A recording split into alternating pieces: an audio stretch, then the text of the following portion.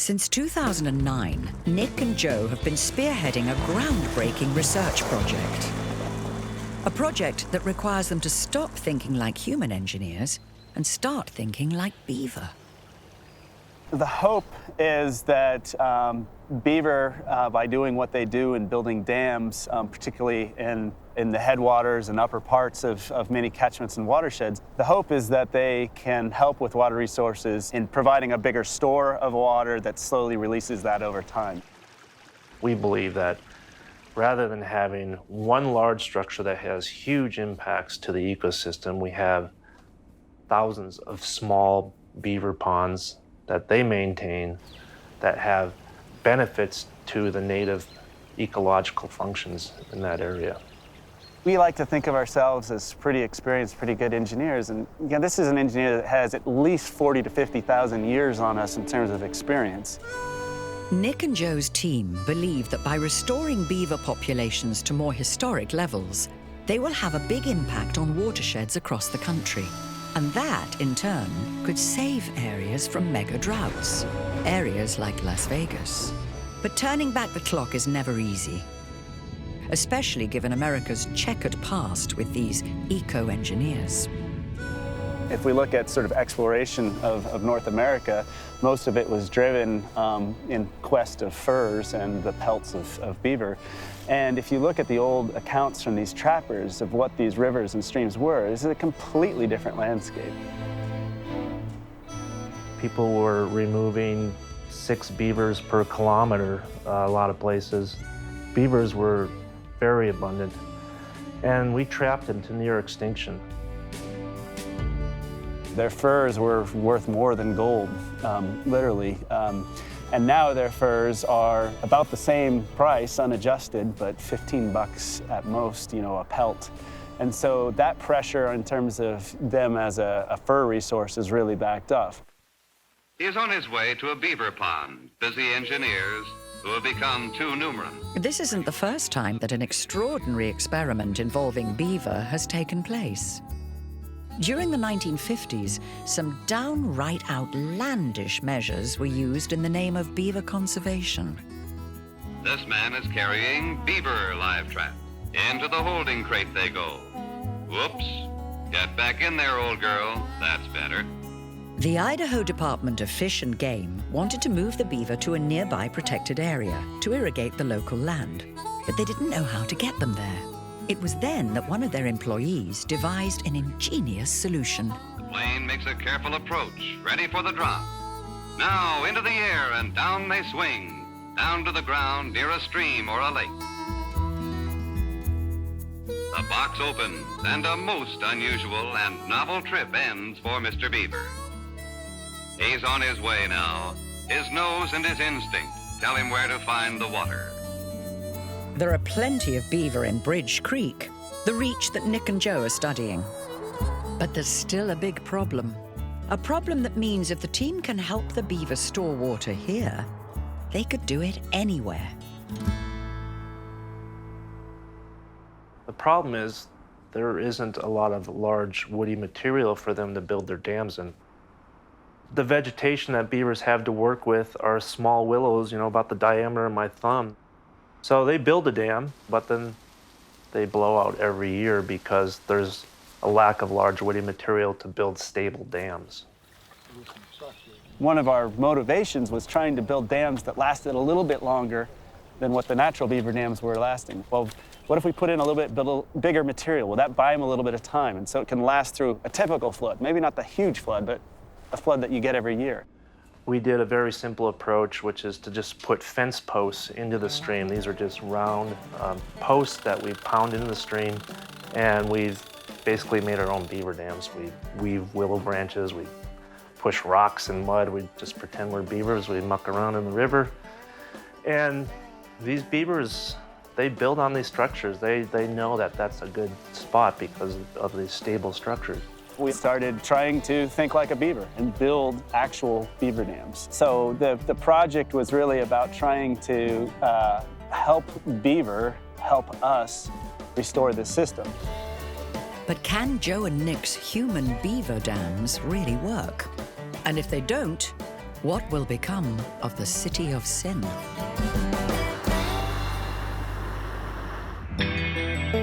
The city of Las Vegas is rapidly drying up beneath the harsh Nevada sun. After more than a decade of drought, the city's main reservoir, Lake Mead, is at its lowest ever capacity. But one team of renegade scientists in Oregon is working on a radical new approach to saving water that might just stop Las Vegas from going bust. Human-beaver Nick Bowes and Joe Wheaton have been working on Bridge Creek in Oregon since 2009. They chose this area because of the lack of water storage. It was the perfect place to see what beaver can do. The team have been creating man-made structures which vastly increase the lifespan of each dam the beaver build. Every dam is a collaboration between humans and beaver, and they create vast amounts of water storage. Water that would otherwise be lost to the ocean. It's a man-made solution, with a little beaver assistance, to a man-made problem, global warming. But in order to have the research verified, the team need to collect data. Once they have irrefutable scientific proof that beaver can help alleviate the drought, only then will they be able to influence policy decisions that could see millions of beaver reintroduced across the west of America. So the idea here is we're going to measure hundreds, if not thousands, of points within a reach, and we can connect the dots of all these points and create a three-dimensional model of our stream. This is a RTK GPS, and this is just a fancy way that we can essentially make maps to see whether or not the intended changes were actually taking place out here. And the water level appears to be rising wherever there's a dam. But unfortunately, in the middle of winter, all the additional water they've helped store can create its own problems for the team. Ooh, you go first. Yeah. Well. Oh, Cracks make the ice stronger. I heard the crack there. Of course, I weigh another 100 pounds. I haven't been here for a year, and I can't believe the sort of transformation just in the past year at this site, how much more storage there is. We saw beavers building on these structures In a matter of weeks. and increasing the size of these things dramatically, and then building their own beaver dams near some of these structures. I mean, it's almost overnight. It's unbelievable how fast they can build a structure. Yeah, they're just incredibly industrious. Before, this thing was just like a bowling alley. So you dump some flow on it and it would just go and run right off. And now you've got all these little obstructions at the beaver dams, and so it's slowing down that runoff, and it's holding on to that water longer, and then slowly releasing it out over the dry season, which is critical in an environment like this. Beaver have been storing water for thousands of years and are perfectly adapted to this kind of work. One of their main roles when on the job is chewing through trees and branches, so their oversized incisors need to be very tough. Fortunately, their tooth enamel contains iron, which makes them incredibly strong, as well as turning them orange. And as if that wasn't enough, their teeth also self-sharpen as they chew. Using these formidable tools, beaver can create huge water-stopping structures. The world's biggest beaver dam is more than 850 meters long, twice the length of Hoover Dam. With these kinds of credentials, it's no wonder that Nick and Joe have enlisted these eco-engineers to help solve the country's water shortage woes. And signs of these industrious critters are all over the valley, if you know where to look. This is just a little willow stick, and they eat this. We call it corn on the cob. Not a technical term, but the way they eat it, they kind of gnaw on it. And so you can see the little teeth marks. I think just wandering around, you'll just be able to see some of the complexity and see how massive some of these dams are. This is an example of one of the larger beaver dams on Bridge Creek, but you can see that's 60, 70 meters across. I mean, this beaver dam starts from here, goes all the way, arcs around, goes way back there. The team used drones fitted with high-quality cameras to give them an aerial perspective of the landscape. Whilst Nick and Joe survey on foot, the drone team is lifting off.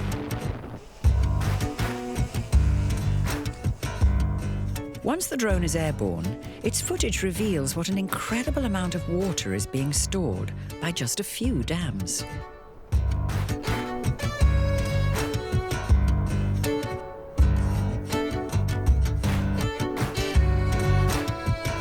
Yeah, so this is the same dam that we've been talking about here. It started out as a dam that's probably about my waist in height. So I'm, roughly 2 meters. This thing's a little bit higher than me. It's not an anomaly. There's in this reach that we're in this 2-kilometer reach, there's another 3 that sort of compete with it in size. Nick and Joe's project is proving scientifically that proactively supporting beaver can help store a huge amount of water. But what are the implications for Las Vegas? You went to this stream that was 4 inches deep, just a straight shot, to a dam that's 2 meters high and a pond that's 50 meters wide.